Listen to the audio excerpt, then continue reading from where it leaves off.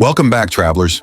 Have you ever wondered how a single update could completely shake up your gameplay strategy?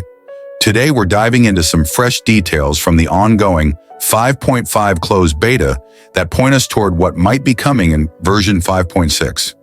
Now, before we get started, just know that all the info we're discussing has been shared by one of the most trusted sources in the community, but like any beta details, it's still up in the air. So let's set the stage and get ready to explore. All right, here's the scoop.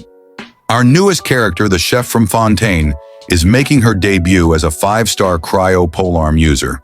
And yes, I know, at first glance, you might have expected a fiery, pyro-themed culinary expert.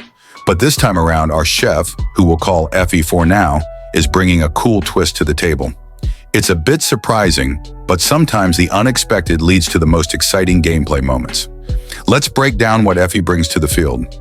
Her elemental skill is designed to execute a series of automatic off-field coordinated attacks. Top-up crystals from lootbar.gg, it's 100% safe and secure top-up platform for games like Honkai Star Rail and Genshin Impact. Besides Raiden Shotgun and Tevya Times are using for crystals. Save up to 23% of actual in-game price and get 8% discount coupon. Go to Lootbar, then Genshin Impact. Choose a pack, put UID and select region. Then pay with your preferred payment method. Get your crystals, get double the currency for first-time in-game top-up. Also, PS5 and Xbox players can also top up now. Link description and pin comment. Picture this. She delivers a single hit per second, up to 3 hits, while applying cryo to enemies every 2.5 seconds.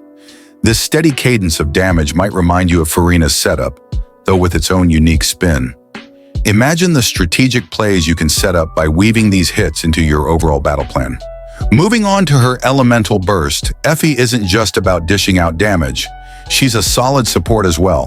Her burst not only heals the entire team instantly, but also continues to provide focused, single-target healing. One interesting twist here is that her healing scales off her attack stat. So if you're looking to boost her supportive capabilities, investing in her attack could be a game changer, kind of like how Shen Yun's healing works. Now here's where it gets really intriguing. Effie's passive talent has a team synergy twist. If your party is made up entirely of Hydro and Cryo characters, every enemy you face will see a 45% drop in both Hydro and Cryo resistance. That's a huge buff for teams built around freeze strategies, potentially making characters like Nuvilette and Skirk even more formidable on the battlefield. Speaking of which, there's already some chatter about Skirk, a rumored 5-star Cryo sword user set for a later update. Imagine pairing him with Effie's support, and you might just have an unstoppable freeze team. But wait, there's more. Let's talk about her constellations.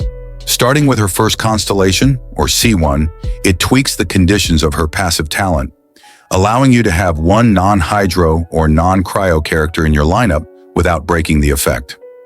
The details on her C2 through C6 are still under wraps, but early word suggests that each level focuses on boosting her own damage.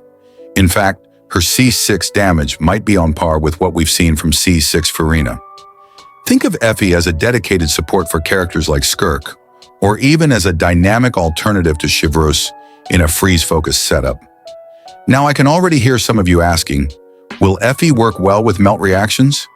According to the latest info, the answer appears to be no.